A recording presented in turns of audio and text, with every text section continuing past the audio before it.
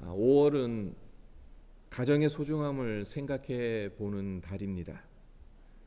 가정이 얼마나 소중한지 그 중요성은 아무리 강조해도 지나치지 않을 것입니다. 이 세상에서 하나님께서 친히 제정하신 기관이 가정과 교회밖에 없다는 사실은 교회와 더불어 가정이 하나님 보시기에 그만큼 소중하고 중요하다는 것을 말해주는 것이겠지요. 네, 이 세상에서 하나님의 나라를 경험할 수 있는 유일한 기관은 교회와 가정뿐입니다.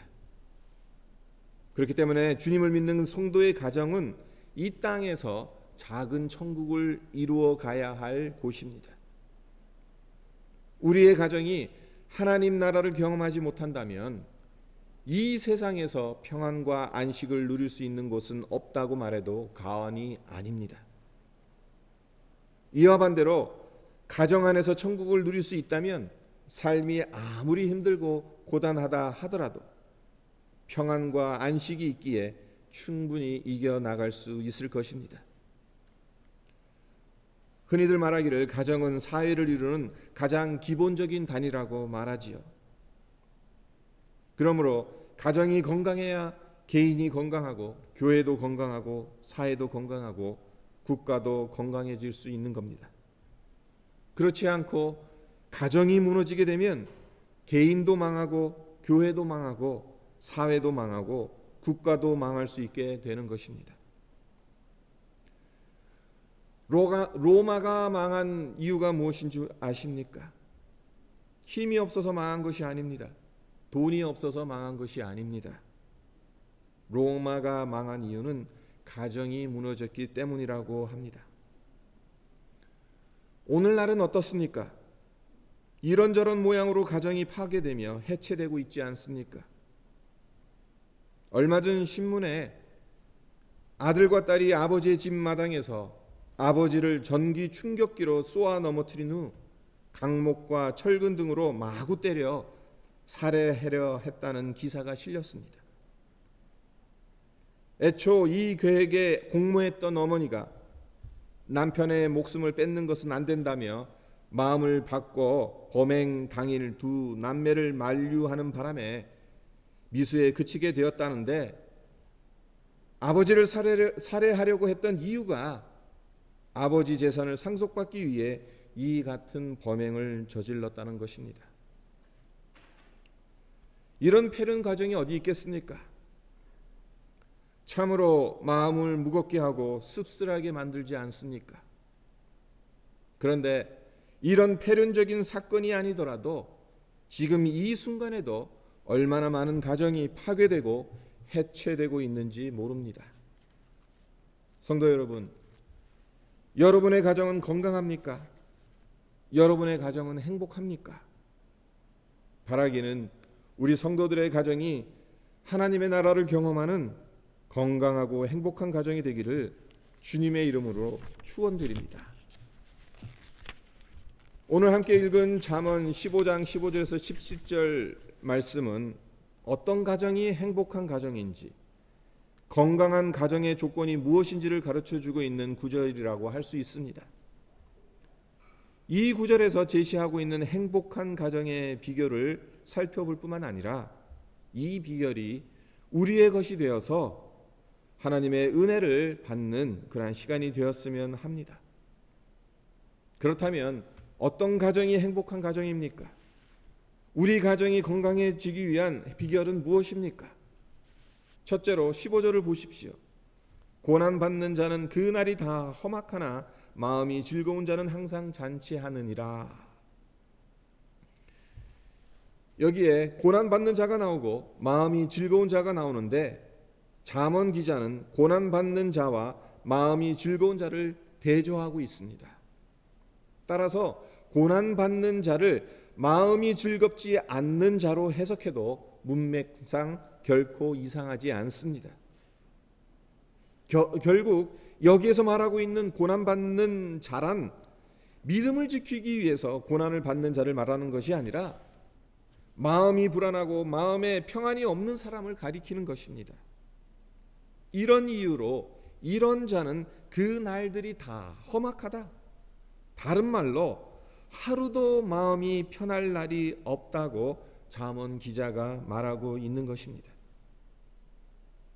이와 반대로 마음이 즐거운 자는 항상 잔치한다고 말하고 있는데, 성도 여러분, 항상 잔치한다는 것이 무엇을 의미하는 것이겠어요? 하루하루의 삶이 잔치하는 것과 같이 기쁘고 즐겁다는 것이겠지요. 마음에 불안이나 걱정, 근심이 있는 것이 아니라 평안을 소유하니까 항상 잔치하는 것처럼 마음이 즐거울 수 있다는 것입니다. 인간이라는 존재는 내적인 평안이 있어야 무엇을 해도 즐거울 수 있습니다. 아무리 외적인 조건이 좋다 하더라도 마음이 평안하지 않으면 불안하고 근심과 걱정에 사로잡히게 되고, 이렇게 되면 즐거울 수도 없고 행복할 수도 없습니다. 따라서 행복한 가정은 어떤 외적인 조건에 의해서 만들어지는 것이 아니라 가정을 구성하는 가족들의 마음이 평안하냐 평안하지 못하느냐에 달려 있는 것입니다. 우리가 알고 있는 것처럼 돈으로 집을 살 수는 있지만 가정은 살 수 없고, 좋은 침대는 살 수 있어도 행복한 잠자리를 살 수는 없는 것입니다. 가족의 마음이 평안해야 하는 거예요. 그렇다면 마음의 평안은 어디에서 오는 것이겠습니까? 요한복음 14장 27절에 그 답이 있습니다. 제가 읽어드리자면, 평안을 너희에게 끼치노니 곧 나의 평안을 너희에게 주노라. 내가 너희에게 주는 것은 세상이 주는 것과 같이 아니하리라. 너희는 마음에 근심하지도 말고 두려워하지도 말라. 예수님께서 친히 하신 말씀이죠. 예수님 당신만이 이 평안을 줄 수 있다라고 말씀하고 있습니다. 네, 주님 주시는 평안은 세상이 주는 것과 같지 않습니다. 세상이 줄 수 있는 잠시 잠깐의 평안이 아니라 조건과 상황에 따라 들어왔다 나갔다 하는 평안이 아닙니다. 주님 안에 있는 평안은 상황에 따라 변하지 않습니다. 영원합니다. 성도 여러분, 어떤 가정이 행복한 가정입니까? 세상이 줄 수 없는 평안, 주님만이 주실 수 있는 평안을 맛보아 누리는 가정이 행복한 가정입니다. 주님의 평안이 성도님들 가정에 충만하기를 기원합니다. 그래서 항상 잔치하는 것과 같이 가정 안에 즐거움과 기쁨이 넘치기를 바랍니다. 두 번째로, 어떤 가정이 행복한 가정이냐? 여호와를 경외하는 신앙을 가진 가정입니다. 16절을 보십시오. 가산이 적어도 여호와를 경외하는 것이 크게 부하고 번뇌하는 것보다 나으니라. 번뇌가 무엇입니까? 사전에 정의하기를 자신에 대한 집착으로 일어나는 마음의 갈등이라고 나와 있는데, 인생의 여러 가지 문제들을 자기 힘으로 해결하려고 하다 보니까 자꾸 집착하게 되고, 그로 인해 마음의 갈등이 일어나게 되는 것입니다. 근데 이 16절을 묵상해 보면 번뇌란 여호와를 온전히 경외하지 못하기 때문에 나타나는 현상이라는 것을 발견할 수 있습니다. 우리가 왜 번뇌하는지 그것을 살펴보면 여호와를 온전히 알지 못하고 여호와를 경외하지 못하기 때문에 번뇌하는 것입니다. 그렇다면 어떻게 해야 여호와를 경외하는 것이겠습니까? 여호와를 경외한다는 것은 하나님을 향한 거룩한 두려움을 갖는다는 것을 의미하는데, 하나님을 향한 거룩한 두려움은 구체적으로 무엇을 말하는 것입니까? 하나님을 향한 거룩한 두려움을 구체적으로 말하자면 악에서 떠나는 삶입니다. 욥기서 1장 1절에 이런 말씀이 나옵니다. 우스 땅의 욥이라 불리는 사람이 있었는데 그 사람은 온전하고 정직하여 하나님을 경외하며 악에서 떠난 자더라. 이 구절에서 눈여겨봐야 할 것이 욥에 대해서 하나님을 경외하며 악에서 떠난 자라고 말하고 있다는 거죠. 하나님을 경외하는 것과 악에서 떠난 것을 함께 놓고 있습니다. 결국 하나님을 경외하는 삶이란 악에서 떠난 삶이라는 것을 말하고 있는 것입니다. 생각해 보십시오. 사람들이 왜 악을 행합니까? 하나님을 두려워하지 않기 때문입니다. 심판자가 지켜보고 있고 그 심판자를 두려워한다면 악을 행할 수 없습니다. 하나님을 경외하는 것은 또한 거룩한 두려움을 갖는 것, 그래서 악에서 떠나는 것에서 머무는 것이 아닙니다. 내 생각을 내려놓고 하나님의 말씀에 순종하는 자리에까지 나아가는 것을 의미합니다. 이 점을 잘 보여주는 성경의 대표적인 인물이 누굽니까? 아브라함입니다. 하나님께서 아브라함에게 말씀하셨어요. 아브라함아, 내 독자 이삭을 모리아 산에 가서 내게 번제로 드리라. 이삭이 누구죠? 아브라함이 100세에 낳은 아들입니다. 자기 목숨보다 더 귀한 아들이에요. 하지만 아브라함은 하나님의 이 명령을 순종했습니다. 아들 이삭을 데리고 모리아 산으로 올라가서 그를 결박하여 제단 나무 위에 놓고 칼로 잡으려 했습니다. 그때 하늘에서 하나님의 사자가 아브라함을 부릅니다. 창세기 22장 11절인데 그 아이에게 내 손을 대지 말라, 그에게 아무 일도 하지 말라, 내가 내 아들 내 독자까지도 내게 아끼지 아니하였으니 내가 이제야 내가 하나님을 경외하는 줄을 아노라. 성도 여러분, 아브라함이 실제로 짐승 잡듯이 칼로 이삭을 잡으려 할 그때에 하나님께서 하신 말씀입니다. 아브라함이 순종했을 때 하나님을 경외하는 줄을 알았다라고 하나님께서 말씀하고 계시는 겁니다. 하나님을 경외한다는 것은 하나님이 두려워서 벌벌 떨며 죄를 짓지 않는 것만을 말하는 것이 아니에요. 한 걸음 더 나아가서 그 명령이 아무리 터무니없고 불합리하다고 생각되어지더라도 내 주장과 내 생각을 내려놓고 하나님 말씀을 순종하는 것입니다. 어떤 가정이 행복한 가정입니까? 어떠한 가정이 건강한 가정인가요? 하나님을 경외하는 가정입니다. 하나님을 향한 거룩한 두려움 때문에 죄를 버리고 더 나아가 아브라함처럼 내 생각을 내려놓고 내 주장을 포기하고 하나님의 말씀을 순종하여 하나님을 기쁘시게 해드리는 삶을 살아가는 가정이 진정한 행복을 누릴 수 있는 것입니다. 여호와를 경외하는 것이 여러분 가정의 기쁨이 되기를 바랍니다. 시편 121편 1절에서 여호와를 경외하며 그 길을 걷는 자마다 복이 있다고 말씀하셨는데 여호와를 경외하며 그 길을 걸어가는 복된 가정이 되기를 바랍니다. 식구들이 한 상에 둘러앉아서 하루 동안 하나님이 지켜주신 그 은혜를 나누고 함께 기도하고 예배하는 가정을 생각해 보십시오. 이것이 행복 아니고 무엇이겠습니까?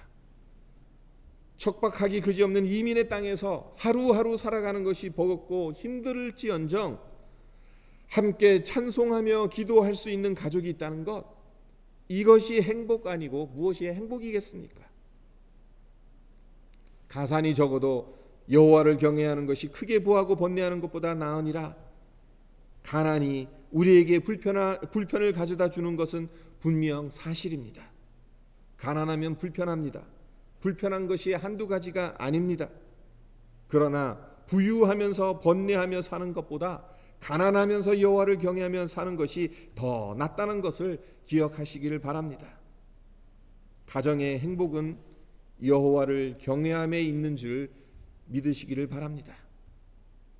마지막 세 번째, 가정이 행복하고 건강하려면 가족끼리 서로 사랑해야 한다는 거죠. 17절을 보십시오. 채소를 먹으며 서로 사랑하는 것이 살찐 소를 먹으며 서로 미워하는 것보다 나으니라. 17절에서도 채소와 살찐 소가 대조를 이루고 있습니다. 여기서 말하는 채소는 브로콜리나 파프리카 같은 고급 채소가 아니에요. 값싼 채소입니다. 한마디로 생활 형편이 넉넉하지 못하다는 것을 의미합니다. 이와 반면 살찐 소는 무엇을 상징합니까? 부유함을 상징하죠. 이 당시만 해도 일주일에 한두 번밖에 고기를 먹을 수 없었던 시대입니다.